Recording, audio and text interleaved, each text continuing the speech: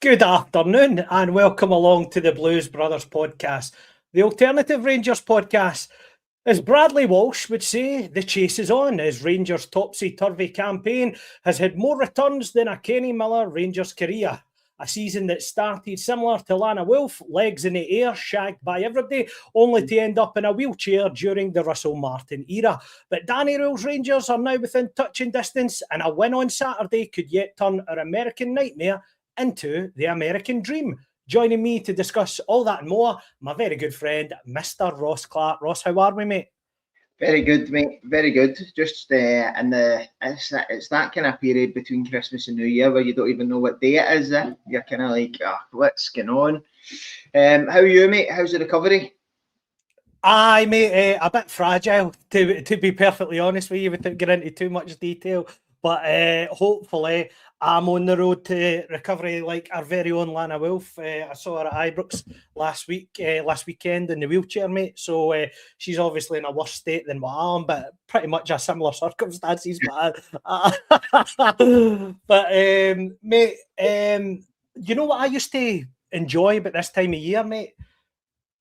Into the 90s, into the 2000s, only an excuse was different class. It used to be what everybody looked for, your team getting ridiculed. I remember the only an excuse sketch when it was the Cadbury's Gorilla and it was Larkoff, look, band on the side, mate, stuff like that. And then obviously it just aged. See, New Year telly now, mate, that's the one thing I've noticed. See, between Christmas and New Year, the telly has been absolutely honking. Right. It's usually I'm at my mum and dad's for New Year, and it's Jules Holland's usually got a couple of singles and what on it. It's the new. It's the new. Used to be Tune the Fat and One Excuse, all the good stuff, mate. You're right. At least we had a good pre-New Year.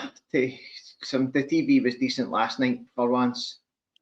Well, that's a good place to start, mate. Back-to-back wins after losing at Tynecastle. Motherwell game was very tight. It was, closely contested. Last night, I felt for the first 60 minutes, we were very dominant and we looked good, mate. Probably, I would argue, the best that we've looked domestically under Danny Rule this season so far. Do you go along with that? Yeah. I spoke to you after the Hearts game. And we were talking about the next 5 fixtures, and I've got to put my hands up and say I actually thought that I could conceivably have seen that we could have won none out of the next 5. So to get 2 for 2, Davie, the issue with this Rangers side, and it has been probably since we won 55, is we get close, we do the digging to get close, and then when the big game comes, we don't follow through with the form. After Tynecastle, I thought there was a real chance that this Rangers side went on a consecutive run. So fair play to Danny Rule. As I say, when he first came in, I maybe wasn't as excited. I'd already been stung with Russell Martin. I was one of the last people to turn against him. But to be fair, he's working well with the tools he's got. And I just hope that potentially you see Hearts doing early business, and I was speaking to one of the Hearts boys yesterday that says he's the new right back they've brought in, looked incredible in his first training session and looks as if he could hit the ground running. I think we need to be doing the same, Davie. I think we need to have a bit of freshness, and I would like it ideally the night or the morrow, so that you've at least got people who can make a difference that could go into the pool for Saturday's game anyway. Well, there is a lot of to talk about, and I was one to focus on them. But let's get the negative out of the way then, because you touch on an interesting thing, and that is obviously the characteristics of this squad and what they're made up with. Mentality is what you touched on there, because obviously we spoke about pre-Tynecastle how important it was not to lose any traction in the title race, and then obviously we did. We've then dug our heels back in, mate, and the results have went forwards for us, since that defeat at Tynecastle. But you can't keep getting chances, Ross, and throwing them away. And this squad, while it isn't made up of superstars, and Danny Rule deserves credit for getting some sort of tune out of them, we can't get this close again just to fall at this hurdle. We now have to seize upon this chance come Saturday, don't we?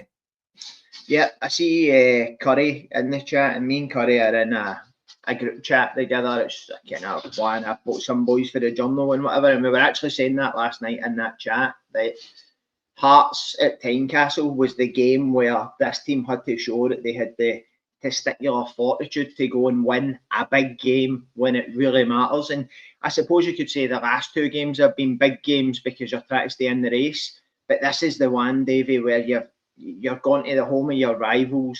They're not in a good place. You could put a nail in the coffin of Noncy, who looks as if he is. The fans are against him. We need to go and we need to come up with a performance, and we need to go there and win. If you go there and win, you go level on points for them. If you can beat them by 3, which by the way isn't inconceivable, even though we don't look as if we could score 3, they look as if they could concede 10. So if you go there, this could be the one that gets the monkey off the back, Davie. But again, you've been burned because we went to Tynecastle saying the exact same things and really stumbled at that. So it's all to play for at the weekend, mate. But as I say, Danny Rowell's got to get a big performance out of his team at this one. Speaking of big performances, there was a big performance last night, and as Alan Gillis alludes to, mate, you have been banging on about this for the first and second podcast that we've done this season in regards to Chermiti. I'm obviously the devil's advocate in the camp where I remain yet to be convinced, but I will say he did play well last night, mate.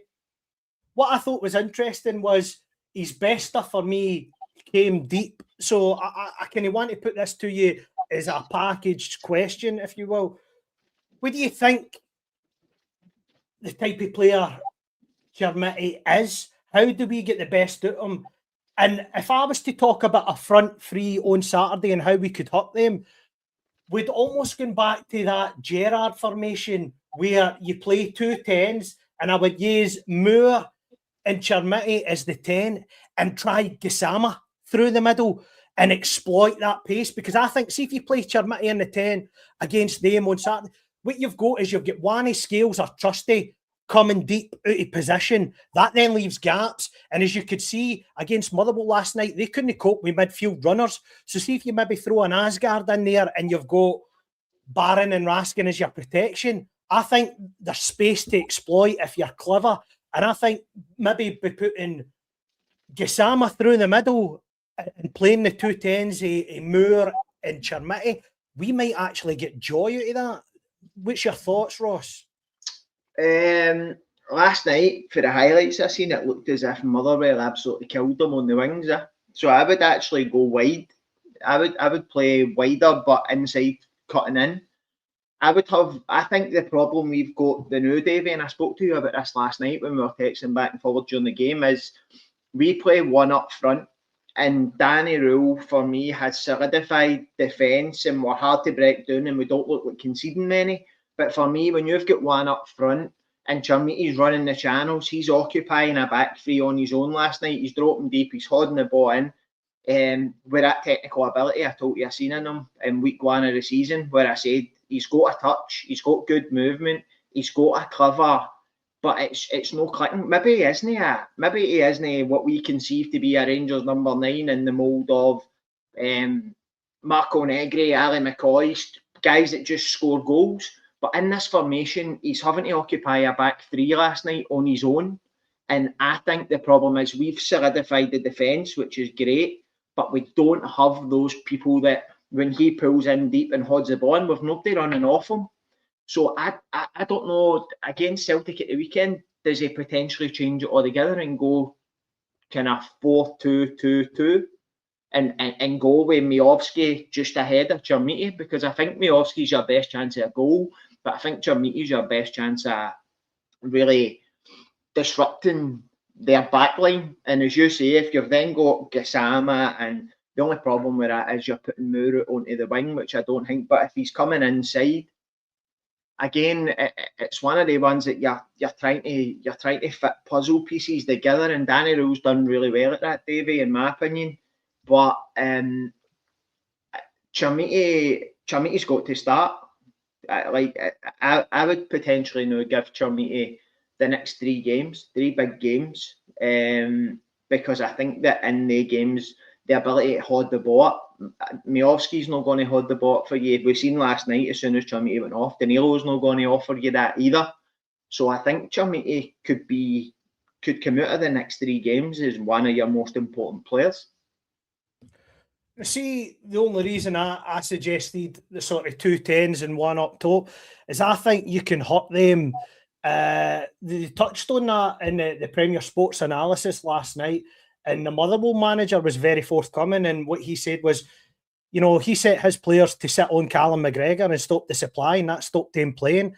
I think if you sacrifice Asgard to do that, because I don't think Diamandi's a man, I think we can rule that right out, mate. He's been absolutely honking the last month especially, and for me does not deserve to play. Asgard's got confidence a couple of goals in.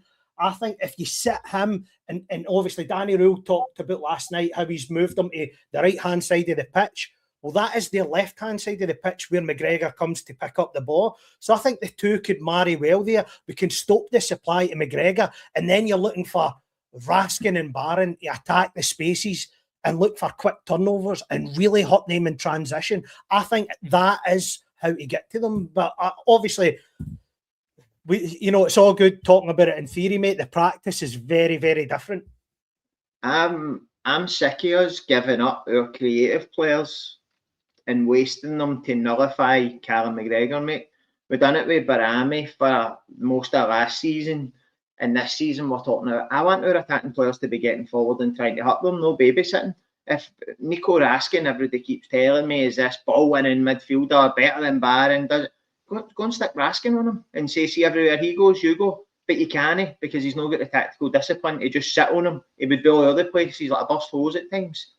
So why, if we are playing Barron as a 6, as a linchpin 6 at the back, then push Raskin on and tell Raskin to go and sit on him. And that way we've got the other players all going round about. I'm sick of us giving up attacking outlets in these games. People that have got a chance to score goals just to sit in the middle of the park and not really do much, not really give as much output. And by the way, McGregor is another one, Davie, who is possibly in the same boat as Tav, where he's led Celtic for the last 10 years. He's played 50, 60 games a season. He's got 600 games on the clock. I don't think McGregor is as influential as he has been in previous seasons. I think Father Time's also catching up to him. So I don't know that you need to go and babysit him the way that we have done in previous seasons. And I also don't think he's got the quality of player run about him to allow him to go and dictate games. No, that is an interesting point. And obviously, we will come back to Sunday. We'll park that for now, mate. But last night, as we spoke about earlier, I think for the first 60 minutes, were really impressive. The fact that St Mirren have so many tools which could hurt us, and they didn't hurt us in that time frame, I think is pleasing. I thought off the ball, we looked a lot better yesterday. And interesting enough, was last night the first time that we could see proper variation in the set pieces last night, mate. Magoma going out, we short corners, mix up between taking it long and a quick 1-2 and restarting the play quick. Obviously, that's what led to Asgard's goal. So are we looking to see the sort of fruits of Danny Rule's tactical plans now beginning to take shape? You can't discredit Scott Fry. I know I have for the last couple of weeks. Maybe he was just working his notice for his first 6 or 8 weeks here, mate. He's at a club and he's just been sitting on the bench but not allowed to take part or something. I don't know. Last night, as you say, there was one where Tav actually went over and Magoma played it short to Tav, and Magoma, it might actually have been the goal. It might actually have been Asgard's goal, where in my head, you're going, oh, here's Tav aware to take it, because Magoma had took the first one and it went out for the corner again, and Tav trotted across, and it was lightning, just out and bang, bang, goal. And I think that there's never going to be, because see if you're playing for set pieces and Tab's taking every one, then you're having an in swinger for one side and an out swinger for the other side. Come the weekend, Kasper Schmeichel, we identified it with Swallow when we played Hearts, and we put one right on top of him. He came flying out for a punch and Raskin headed it over the bar, plus the goal. Kasper Schmeichel, mate, you put everything right on top of him, because their centre halves are rotten as well. They're going to be playing with a back three, potentially a Trusty, who Raskin beats in the air at the front post every time we play them. Liam Scales, who's horrendous. He's been coming off the bench for them, I think. I don't even know who started for them last night. But you get the point I'm making. I would have the ball right on top of Kasper Schmeichel, because he's not going to come for crosses. First goal last night, he's standing on his 6-yard line. The ball gets played 45 yards forward, and he takes 6 steps back to his line, and the boy, he does it for where he was standing. So these are the kind of things that having a set-piece coach, I would imagine he's watching, he's analysing. And if I would have a left footer taking them for our right and swinging right on top of him and the other side, and I would have Fernandez. And that means also, if you're putting it in swinging, if it gets under hit, it's coming in towards probably Raskin at the front post, who's looking to win the headers and flick-ons in that wee space. So, again, last night, mate, I think I was looking at it and I was impressed. There was some decent patterns of play. I think Chermiti dropping deep and taking the ball for a spin and holding off players allowed Moore and Gassama to pick the ball up and key positions and really try and stretch the opposition, which we haven't done enough of this season. I thought at the back we looked resolute. At times we overplay, and it's that same old adage with John Souttar. He was having a great game right up till the 47th minute, and he makes his first mistake of the game, and St Mirren almost punished him, and he's always got one of them in him. I think Fernandez, mate, attacking the ball in the opposition box, great. Defending and sometimes dwelling on the ball, your heart's in your mouth at times. So we do have elements in our team that causes issues, but on the whole last night, there was far more positive than there was negative. Oh, absolutely, mate. John Souttar's, I think, joined the Manjaro RSC, mate. He looks as if he's dropped a stone in the time he's been injured. Unbelievable.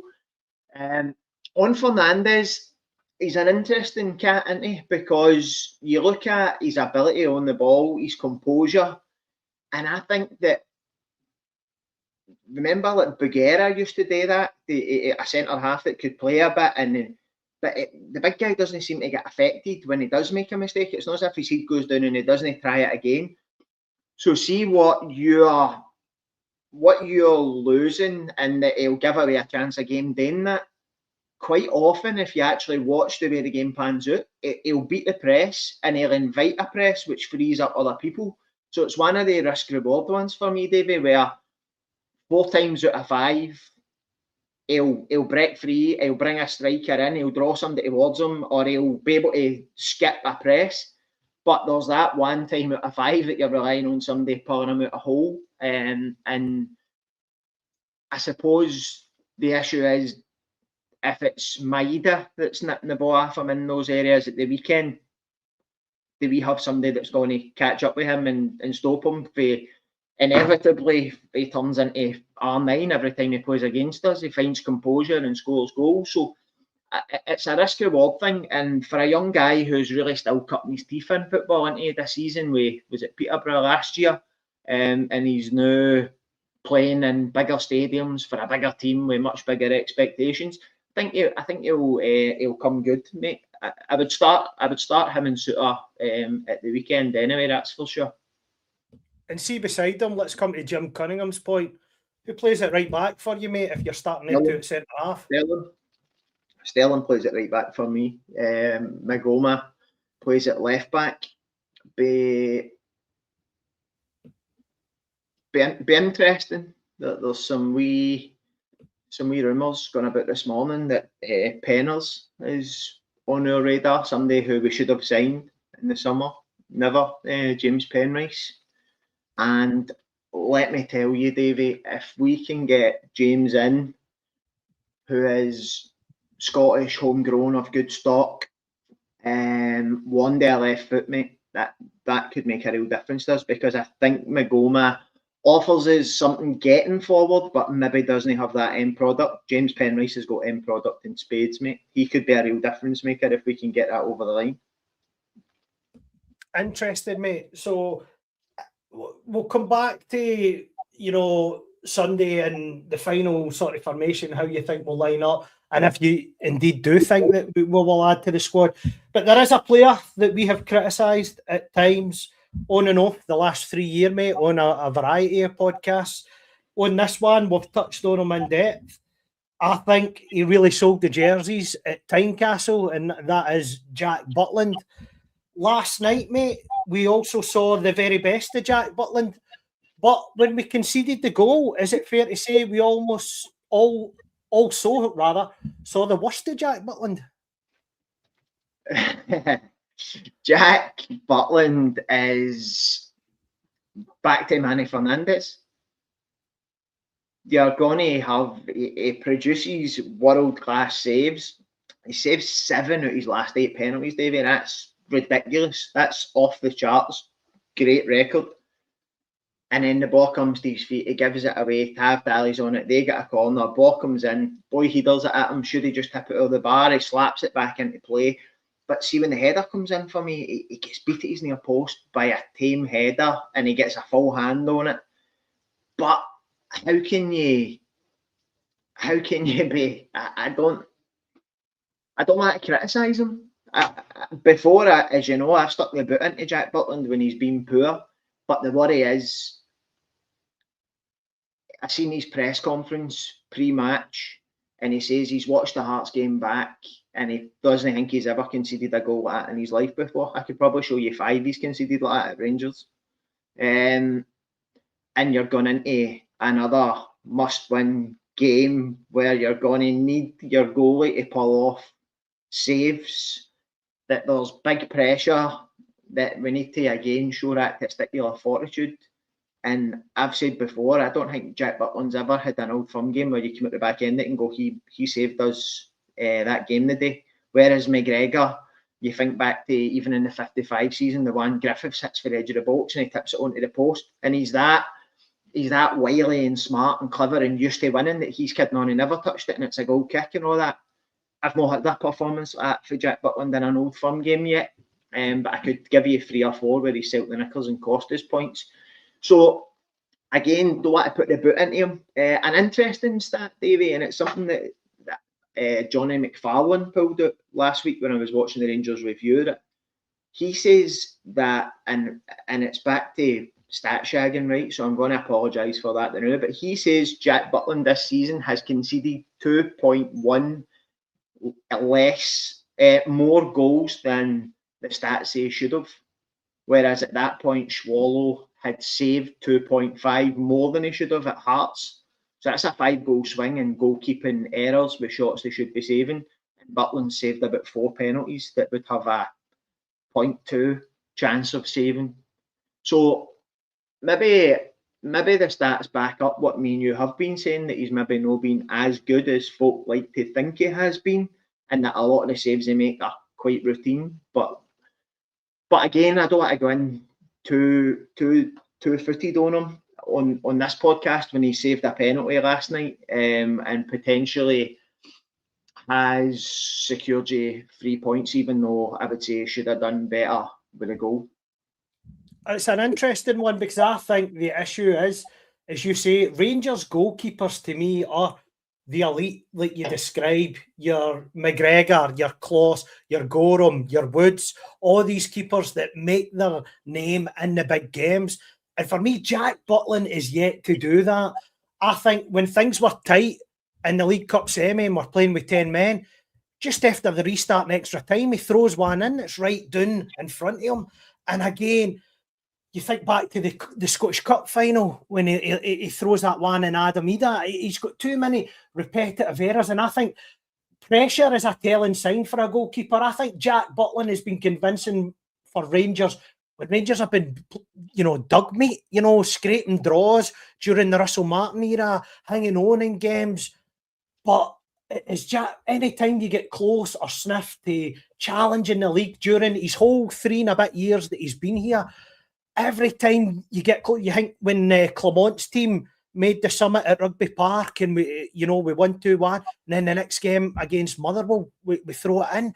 I just think every time we get close under Jack Butland, there is that mistake in him. And whether that's pressure or handling that, will to win when you need to win, is maybe just something that he can't have in his locker, mate. I've always said that for me, Jack Butland is more akin to the Wes Fotheringham school of goalkeeping. He'll look all right at shot stopping and some of his saves will look fantastic, but he will never win you titles. And that's why McGregor was brought back. And whether folk think Jack Butland has been our best player of the season, by all means, shoot me down. But let's talk about it at the end of the season if we've won the big shiny things. And if we haven't, has been here 3-4 years been enough for Jack Butland's tenure to say thanks, but no thanks? Because we need to get back to building a squad where you've got players that have that elite mentality. And I would question Jack Butland's career, whether you could say he has that or not. But again, I don't want to two-foot him, mate. He did play well last night and he did play well against Motherwell. So he's responded in the right manner, is what we'll say on that. And we'll kind of park that there. What you would say, Davie, is he's got a chance for me and you to be back on here next week telling everybody how wrong we got it if he's a man of the match weekend. And I hope he does. No, mate, absolutely as well. Because the thing is, they're in no great shakes, and their goalkeeper is probably throwing in more mistakes than what ours is to now. So that is something that we need to look to capitalise. But again, if you make a big mistake, it's about how you pick yourself up. And the 2 games he's had since then, he's probably been one of our better performers. So we'll leave it at that. But what I say, mate, did you think it was a penalty? I think that it's probably the weakest of all the shouts against Fernandez in the last 4 weeks. I thought the one at Dundee United was more a penalty than that. The one where the throw-in comes over the boy's head and hits him. I thought the one at Livingston was more a penalty than that. And the cynic in me tells me that the VAR room had a wee heads up to say that Celtic were struggling and getting beat 2-0. And I say that in jest because, as I've said before on here, I don't think there's some sort of conspiracy against either team. I think the refs are just shite. And that was a young guy last night who has got single-digit games. Am I right in saying he's only refereed 9 top-flight games or something like that? Aye, mate. Who was asked by the VAR team to go and review an incident which nobody on the park claimed for. He's got his arm out in a natural position and he makes it unnatural by trying to get it down and it hits his hand. For me, it's no, given some of the ones we've seen not given, then for me, it was never a penalty. I don't know what your thoughts are on that, but I thought it was a penalty, mate. I think what goes against him is the fact that it's a shot on goal, and because his hand position. And interesting though, I do agree with some of the things you said, but I think what isn't going to go for him is the fact that John Beaton was put back in the VAR room at Ibrox, and it's another penalty decision that involves Manny Fernandez, and he's thinking, oh, I didn't give one 2 weeks ago, I'll need to give this one. And that's what it is. And I think Willie Collins' selection in these referees is interesting because I think that was wrong of him putting Beaton. See, if Beaton made a mistake, mate, he shouldn't have been back on VAR in a top flight game, at least for 3 or 4. And the fact that he was put back in that position last night, I found very strange. I get that there's not a big pool of referees to choose for, but the Fernandez one against Livingston for me was an absolute stonewall penalty that should have been given. And I can't believe that Beaton is back on VAR in such a big game a couple of weeks later. It's the standard is piss poor, mate. Nothing's changed. It's the same for all clubs.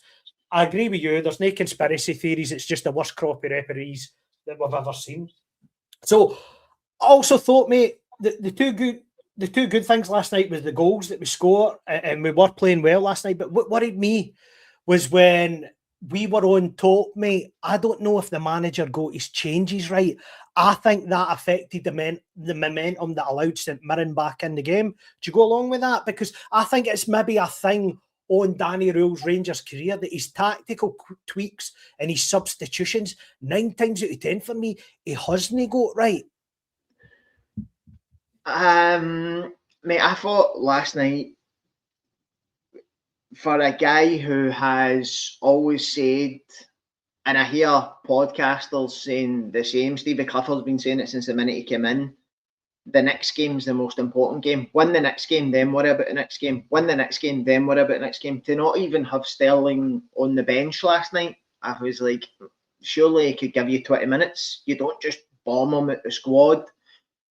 Barron being dropped out despite being the best player. So I thought he took a bit of a risk to start with. He could have ended up with egg on his face, because if the result doesn't go favourably last night, that's coming back to haunt him. So he's been brave in his decision making there. I think Chermiti had run his race, and I think that was the main change that he probably had to make. But we don't have anybody else that offers us what he was offering us up front. Danilo is an absolute shell of the boy that you seen before we signed him, when you were watching YouTube clips and he was scoring goals. Is it confidence? Is it actual just that his knee isn't up to the rigours after such a bad injury of playing, but it doesn't look mobile? He kind of hides behind centre halves for me a lot of the time. He kind of challenge in the air. He doesn't hold the ball up. I think you said it last night as well. See, potentially for me last night, I think Finlay Curtis up through the middle is probably a better option for trying to get control of the game. I thought Barron came on and done okay, put himself about.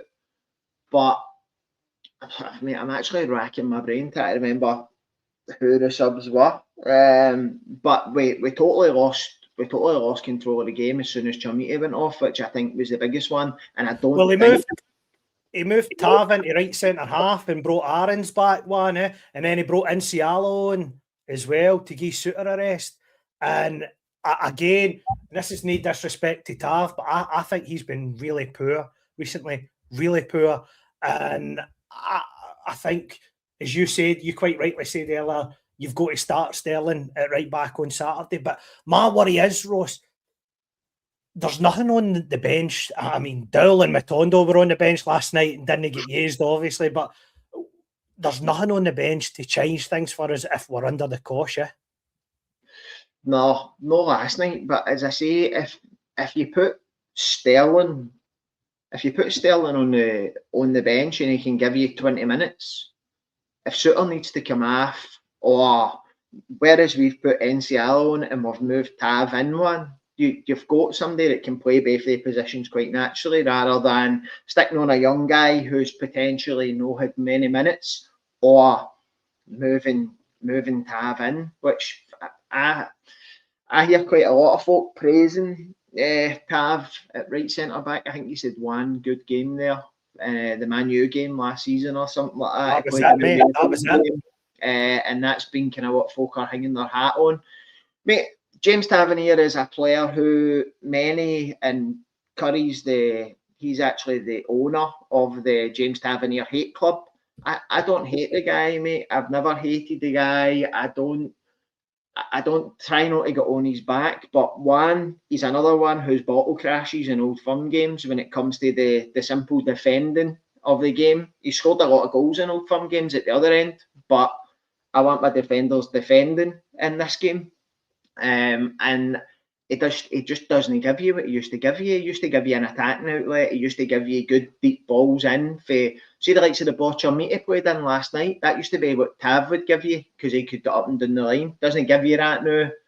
I think I think if you can get Sterling fit and keep him fit, then this is your kind of 6 months to kind of hand over the reins, and Tav leaves at the end of the season with hopefully a league winners medal and handshake and thanks very much for your efforts. But again, back to the comparison with Callum McGregor, that us as a club have failed James Tavernier because he's had to play 60 games a season for the last 10 years. And that doesn't come unless you're a super athlete like a Cristiano Ronaldo or a player of that kind of freak, superior fitness, physical attributes, then you're going to have miles on the clock.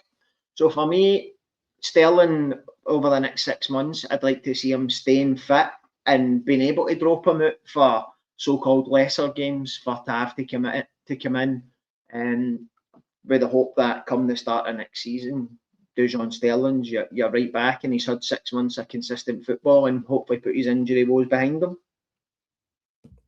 No, I mean, see if you look at Danny Röhl's reign, mate, to date, and I would say it's been up and down, peaks and troughs, but on the whole, sort of steadily moving forward, but absolutely nothing flash, right?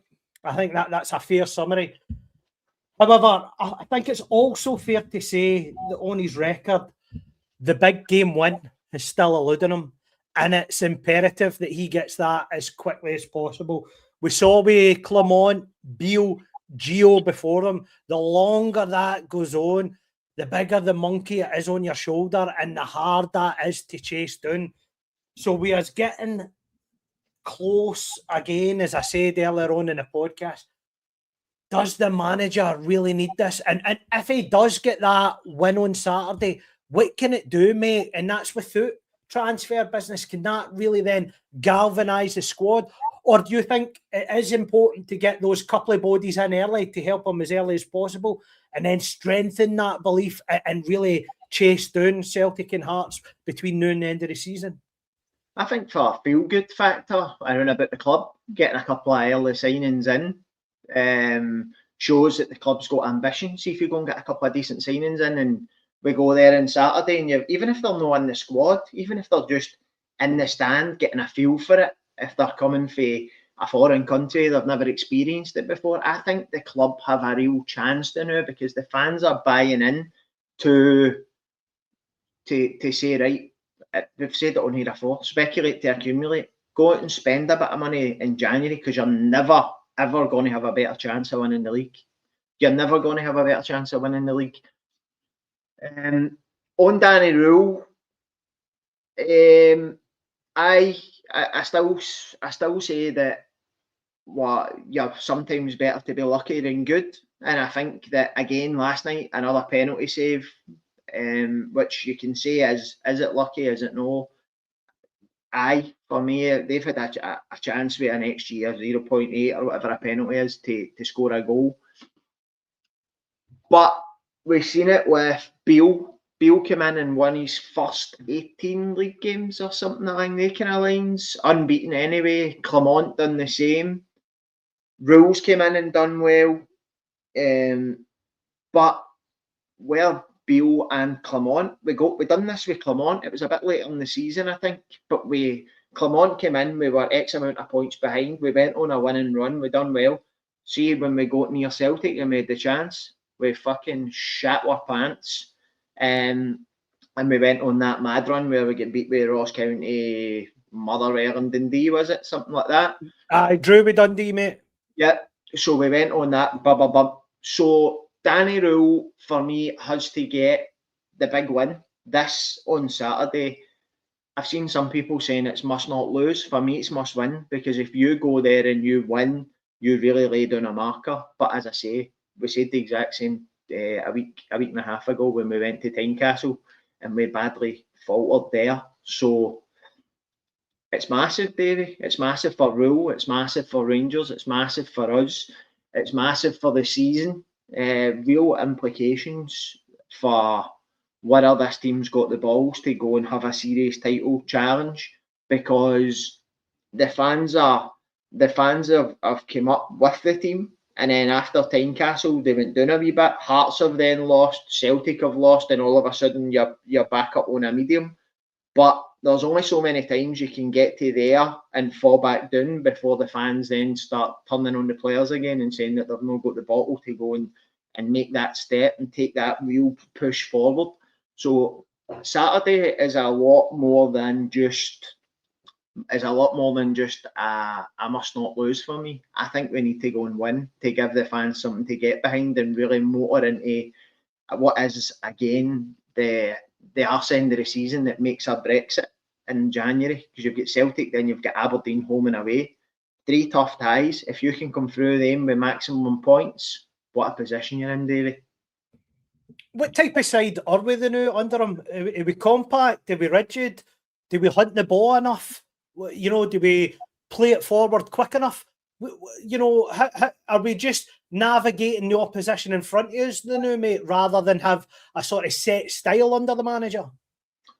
I think we are maybe a bit too defensive for me personally. Other people say we're getting results, so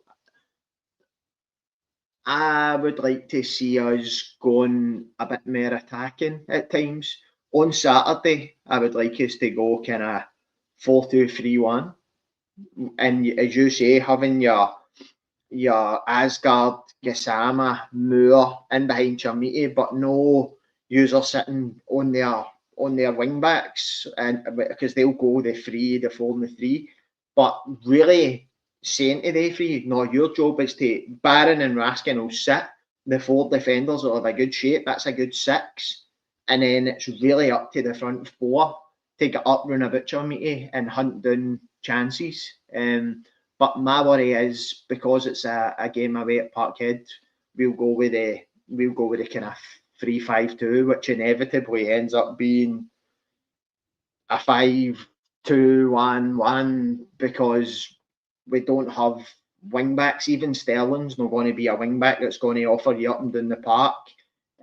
Tavernier can't offer you that anymore. Magoma gets forward, but then kind of gets in Gassama's way for me at times, because they want to operate in the same space. So at the weekend, I think we need to go for their throats. I don't think there's anything to be scared of with a Celtic team. Last night, Motherwell played them off the park, and that's a Motherwell team that we beat only a couple of days ago, and it created 4 XG or whatever. And I know I keep going back to stats, but it just shows you the team that we are. We're creating chances, but for me, I want our attacking players to be in the right areas. I don't want to be playing round about. See, it confuses me a bit, Davie, and I'm kind of confusing myself with what I'm saying here, because I'm saying we're not attacking enough, but then I'm telling you we had that 4 expected goals. But for me, that's where I don't agree with the XG stuff, because I don't see where we should have scored 4 clear goals against Motherwell. Do you know what I'm talking about? But the underlying data tells me that. But for me, we're no attacking enough, and we don't get the right players up round about Chamiti. I think if you've got Chamiti occupying their back 3, which you will, I want Gassama, Asgard, and Moore to be breaking lines, getting in front of him. If he's winning flick-ons, I want him running in. I don't want us to be sitting on a shape and saying, right, once Celtic get to the halfway line, that's when we'll go and press them. Mate, as Curry alludes to, their fans, whether it be on social media, on their podcasts, in the stadium, have got utter contempt for their management, coaching staff, and their hierarchy at the board. We saw how that fester in with us early on in the season, and it doesn't make for that sort of cohesiveness transferring onto the park. So should we look to capitalise that on early doors and maybe take a leaf at Barry Ferguson, Neil McCann and Billy Dodds tactic last year by getting the ball forward quickly and look to hit them and put them under as much pressure as we did right for kick-off last year, and just sort of repeat the mantra for that playbook? Well, now you're realising that you've got a Chamiti that you can play forward quickly, and you've got somebody up there who's going to hold it up. used to, a lot of the time we kind of reminisce about Gerrard's time, but a lot of the time with Gerrard, we got the ball forward quickly and Morelos held it up and let others come into play. And that's kind of what I'm talking about with what I want to see phase at the weekend. There's no point passing it about our own goal line when they've got a back line that's going to consist of probably Tony Ralston, Liam Scales, Austin Trusty, Casper Schmeichel, the boy Donovan. Like, we're not talking about great defenders here. I get what Curry's saying. Their fans are apoplectic, right? Obviously, I live with one, and I can tell you that our dad was round for Christmas dinner and he heard all about it. All right, so they're in the exact same position we were in not that long ago when we were saying, surely the board are not going to let Russell Martin have another game. Surely they want him out like weeks ago. It's amazing that we brought in the worst manager in Scottish football history in Russell Martin, and then within 2 months they went and got worse. But we've got to go and play on that, and Danny Rulle's got to go and what Danny Rulle's got to do then is go and take advantage of the fact that he's a philosophy manager who's not going to change his shape. We've then got to go and take advantage of that. And I was actually this morning when I was tidying up. The boy Ryan 118, the Celtic, him and CJ Novo are pals, and he came up on my YouTube, and I watched it just to see what they were saying ahead of the game, and they are, mate. Even the more kind of rational Celtic fans want him gone, and I'm just glad that the 2 games they've won is meant he's been kept on this long, mate. Because I think if we've got the fortitude to go at them, they'll come out, Davie, the first 15 minutes, hammering tongs at us, right? They've been good. They were good the first 15 minutes in a few of his opening games, but then as the game progresses, they run out of ideas because it's not working, and then they naturally get downbeat. As you say, they're fans. They're going to have 60,000 in there who are desperate to get on his back because they hate him and they hate their board more than they love their club. And that's how I've told you before that if they had been put through what we've been put through and dragged to the bottom of Scottish football, they would never have come back up. They couldn't even fill their stadium while we were away. So these are an entitled fan base, mate, and they're usually expecting blood. In this instance, I think they're actually more looking forward to chasing somebody out and getting the Sharks out and the Banners out and sack the Boarhead and all that. I think it's all just going to culminate in this game. But in order for that to happen, we need to go and be brave, and that would be the one thing I hope to see for Rangers is a braveness and a boldness that we go and hunt them down early. So let's talk about lineups then, right? So I guess we're going Butland and goals. We'll be going with a back 4, mate. So Sterling. Yeah. So Sterling, Suter, Fernandes, Magoma, unless we sign somebody. Yep. Right. And then holding 2, should we say, Barron and Raskin? Barron, Holden, Raskin, nullifying McGregor. Just sitting on McGregor. And then ahead of that, depending, Raskin, when played as a 6, when Barron's not playing, actually does the 6 role pretty good. I thought he was good last night. My issue with Raskin is, see, when Barron's playing and he's the holding 6, Raskin can't keep out his space. Raskin's been asked to do a different job and doesn't follow the instructions. You could potentially say to Barron, you go on McGregor, because I would trust him to stick to that position more than I would Raskin. And then have Raskin just playing as the free 6, going and breaking up attack and winning second balls. So they two sitting in midfield, yes. And then ahead of them, it was saying Asgard, Moore, Gassama, Chermiti. That's it for me, mate. There you go. I agree with you. And no often we've came to that this season, but I'll tell you, mate, we're going with the same team, mate. There must be something in it, mate. There must be. But what I'm saying, mate, 100% is Moore, Asgard, and Gassama. I've got the leash off. Go and get at them. Their back 3 will quickly become a back 5 if we've got 3 players pushing. If we can nullify McGregor. So as I say, mate, you're never going to knock the team or the manager for going there and being bold and being brave. And I think the only thing that can stop us from beating them is individual mistakes. If we can go there and play without the stupid individual mistakes that are so costly, whether it be Butland throwing one in, whether it be Tav sleeping at the back post, whether it be Diamande getting sent off, whether it be Chamiti missing a sitter, we need to go there, we need to be compact, we need to go as a team, and we need to go and just prove it. It all comes back to what we've said for the start, Davie. We need to go there and prove that we've got the fortitude to go and get our result in the boiling pot, the melting pot that's going to be Parkhead on Saturday. You touched on it earlier on in the podcast, but I kind of want to do a wee deep dive on it. How is it we hurt them, mate? Because I think you look at it, we spoke about it earlier on, Kasper Schmeichel looks really, really shaky at the minute. It looks like me with that goalkeeper with the pies, mate. It really is looking out of shape and out of condition.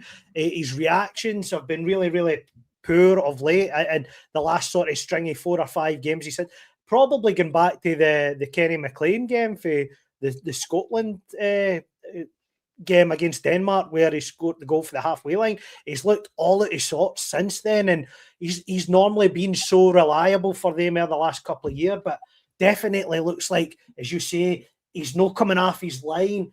He's reacting slow. His kicking has been horrendous. And that was always the one bit of the game that he showed a bit of arrogance and bravado on. But I think if you press them high up the pitch and set traps, you can look to turn over the ball as Motherwell did last night. The middle of the park, mate, you don't want their ball players getting on the ball, because that is the best bit of the team. So you actually want to sit on them to force them to go along and chase lost causes, because that would play into us. Do you go along with that? Yeah. On Kasper Schmeichel, mate, I think he's injured.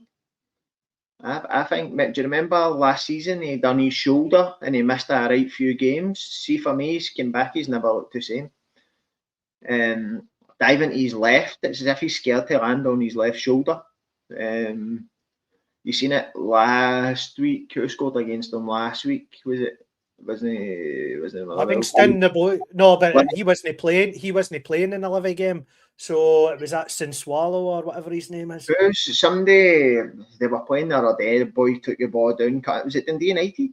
Took the ball inside and into the back corner, and he dived that way rather than diving that way. It's iffy.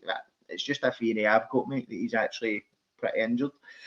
But I get shots, mate. Get shots of it. Shoot for the edge of the box. Take deflections. Take Scales is another one who's always hit for.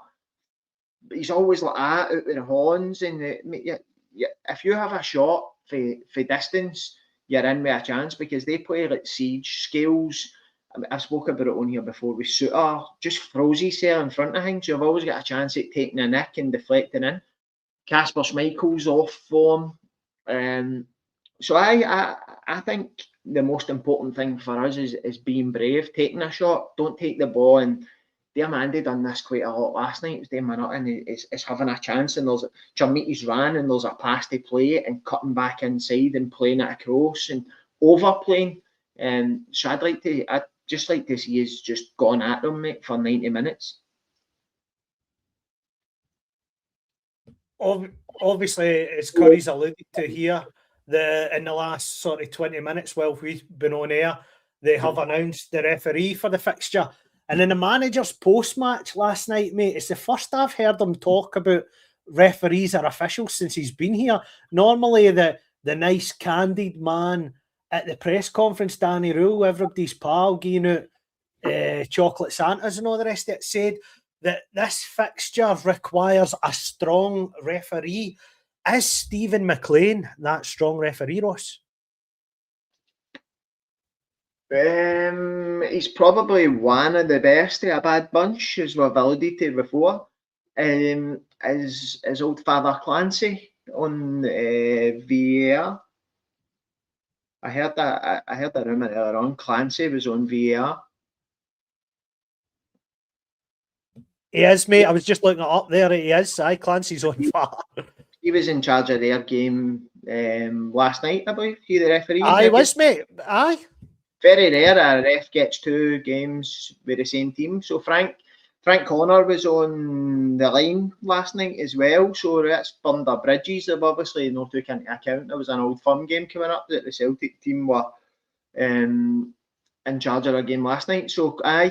So mate, that's always a worry for me as well, because he is useless. Clancy is horrendous at his job, and VAR could be a big part to play in this game, which is always a worry. But as I say, is it because Clancy hates Rangers? Probably not. Is it because Clancy's grossly incompetent at his job? Probably. Would you make it Danny Rule mentioning refs though? Did you find that strange, mate, or is he just looking to apply pressure, maybe thinking that a couple of things in these games over the last few years have went against us? Now, it's all right them saying that they think things have went for us in the last month or whatever, but in these games, I can't remember the last big decision that went in our favour, and they know on something like a 60, 70, 80 game record without a red card. But yeah, we seem to... 85, is it? Up towards 85 games without almost 2 years without a red card in the league. History will show me, and I look back to there's been plenty. Morelos accused of tripping, was it Simunovic before Roof scored in the Old Firm game? The one it was Dessers, mate. Dessers, sorry. And then you've got the one last year with Czerny. They've had a lot of decisions that have went their way in Old Firm games. I don't think anybody can deny that. We have had really none that go for us that I can think of off the top of my head, and I like to think that I'm quite fair in my analysis of these things. So we're due one. To be honest, we're due one.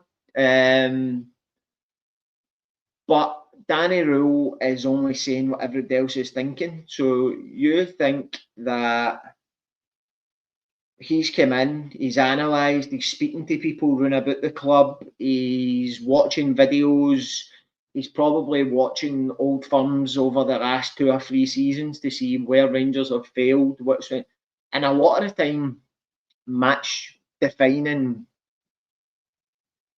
contributions have come through referees and VAR. So is he being a bit wise beyond his years, just throwing that in when he have strong referees, just planting that seed to say we know what's happened historically over the last few years and we're making you aware that we know, potentially.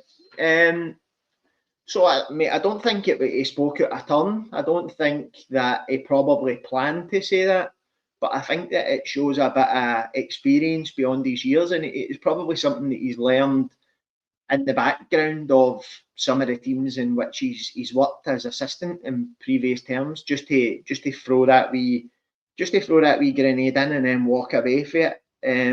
I thought I've got to give him credit, Davie. Finishing the pod where we started it, I think I underestimated Danny Rule. I think I was probably scared to get bummed because I backed Russell Martin. But I think Danny Rule has got a bit about him for a young guy of, 36? So the Rangers manager is actually younger than me now, Davie, so that makes me feel old. But for somebody of his relative inexperience and with his young age for being a professional football manager, I think that he's really got a wee bit of a bit of substance to him. You've seen it with the red, amber, green with the players. You're now seeing it with kind of calling out the refs backhandedly. And I've totally changed my stance on the likes of the Santa Clauses and the likes of but wearing the suit to appease the fans, and because I think that he has got a bit about him, and he sees areas where he can use himself and his words and his actions to his advantage. And I think he's got a wee bit of ruthlessness about him that I never gave him credit for, Davie. So fair play to Danny Rule, because he's definitely turning me. But I did say that before we beat Tynecastle, and then when we get beat Tynecastle, I said he was a shite bag. So we'll see what Saturday brings. You know, somebody's got to clip that up, mate, that Danny Rose turned you, mate. You know all the bangers are that watch this podcast, mate. Well. But what I was going to say, mate, January is approaching. What if you were to say the new, mate? What are the sort of 4 key priorities that you think could really help us mount a title charge between now and the end of the season? If you were only to bring in 4, what 4 positions would you bring in between now and the end of the window? A centre back, a right winger, a left back, and a striker who can bang in goals in the shape of, you're not going to get them, but in the shape of like a Shankland or a Defoe or somebody of that ilk who is going to get one chance, one goal, and then I would then look to go 4-2-2-2 and have Chumity knocking on balls to a striker who's going to score. There's Curry just describing himself. So that would be for me, mate. I think we need balance. We need a left back. We need a right winger. Ant-Man's no cut it. He's no gave us what we want. And I think that in turn means we struggle sometimes with formations because we don't have that symmetry where you've got Gassama on the left. We don't really have somebody on the right, somebody to knock in the goals, and we desperately need centre-half cover as well. How's that for a shopping list for you? Aye, mate, hard to argue with. Joshua Barry said something on the Rangers review this week, which I found interesting. He says that he doesn't think Cornelius is going to be too far away. So he thinks because Souttar's just returned and Sterling's just returned, he doesn't think Rangers will look at the centre-half position. But I still would. Because I think if you get the right type in there, a leader, somebody that attacks the ball, maybe even somebody with a bit of recovery pace, it could just make us that wee bit tighter. And I think you've seen under Rule, mate, since he's been in charge, we're new. We've lost the least amount of goals in the division, or our joint with Hearts. We've got the best goals against record. Yeah. So he knows how to set a team up to keep it tight. And I just think making us more sort of solidified and building that base for the back can then allow him to tweak things going forward if he just gets the right blend in there. So we'll finish with, mate, how you celebrating New Year tonight? Me, Cole, and the 2 girls are just having a day in the house, mate. They're due to get dropped off any time. I think we're just going to see the bells in the house, mate, and then I'm going to visit my old granda in the morning with my mum and dad. Then I'll drop the girls back at their mum's, mate, and then I'm going to my old mum and dad's for a 1st of January steak pie dinner. What about yourself? Mate, a quiet one with me the other night, and then because she's working tomorrow, and then we'll go to her mum's for the New Year steak pie sort of thing, mate, and the build up to obviously Saturday. So, wee prediction, mate. Do you fancy us on Saturday? Mate, I think it's hard naughty. I think I would fancy Yoker Juniors to get a result against Celtic at the moment. So I think Rangers could potentially win 3-0 and go level on goal difference with them. Honestly, I believe they're there for the taking, whether we take it or not. Just when you were talking, Davie, sorry to go back. I know you're trying to wrap it up here, but there seems to be a clamour now for, and I've seen a few people in the comments saying we need a 6. Barron and Raskin both want to play the 6, and I've seen people on other podcasts saying we need an experienced head in there in the mould of Steve Davis. Steve Davis never played 6 for us. Ryan Jack played behind him and Davis played 8 with Kamara. I think that's what we need, somebody that's just there to hold them all together.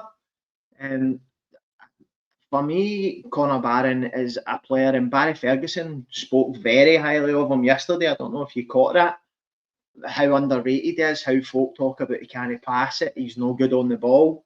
and he doesn't agree with that, and if Andy's going to tell me about midfielders like Barry Ferguson, I think in Conor Barron we've got a player who, if you can get the right sort of players in front of him, that he can just go and do the digging and then pass it on to the likes of it. Imagine you had Conor Barron sitting behind a Davis and a Kamara or players of that ilk. So number 6 in the kind of experienced number 6 that kind of Joshua Barry and that at the Rangers Review are alluding that we're in the market for. I don't think you need to go to that expense. Just my opinion, mate. But I just wanted to nick in with that before you, because I know everybody thinks that I worship the ground Joshua Barry walks on, but sometimes I disagree with him, you know. No, mate, and I think it's a fair point, well made. I genuinely go along with that. I think we've never really had a good 8 that I can remember in the last sort of 5 year, mate. Going back to post Gerrard's team winning the league, mate, we've really struggled to get the blend right in the middle of the park. As you say, we buy players that are all kind of same-ish or want to play the same position, and we just haven't really got that blend right, mate. But I think hopefully we'll see a few outs and ins this window that will help us. Hopefully we'll get a couple of bodies in to help us before Saturday. I certainly hope you're right, mate, that we do win. We've certainly nothing to fear going there on Saturday. I think that's the most important factor. The fear factor has to be out the window, and we must see this as an opportunity to attack, eh? Aye, mate, I don't see why you wouldn't.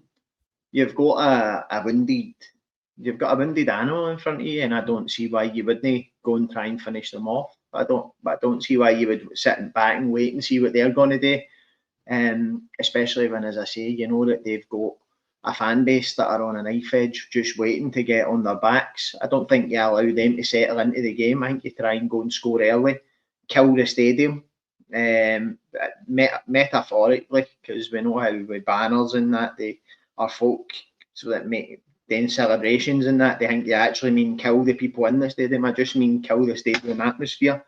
But that to me is the biggest thing. Don't let the fans get on side with them. Don't give away anything stupid early. Just go and lay down a marker, Davie, and that's all we can ask for. Absolutely, mate. So let's hunt them down and let's chase them down, and let's hope Saturday is the turning point in the season. Ross, I've really enjoyed your company this year, mate. We just started this on a whim, mate, and it's good to see so many folk have joined us on the last day of the year. Big thanks to all our followers, everybody that likes, subscribes, watches the podcast. It certainly means a lot to the both of you, and we thank you for joining us. Mate, massive. As you say, being on other podcasts together and spending time with other people and being able to just come in and have a bit more an extensive chat where it's just me and you and you're not in a wee window waiting for your chance to speak and stuff. It's totally different. I think we're finding our feet right now. Really thankful to everybody who comes and spends time with us. Mr. Unmutual, Great Wall of Canada, Greatest Showman, Curryman Shaw.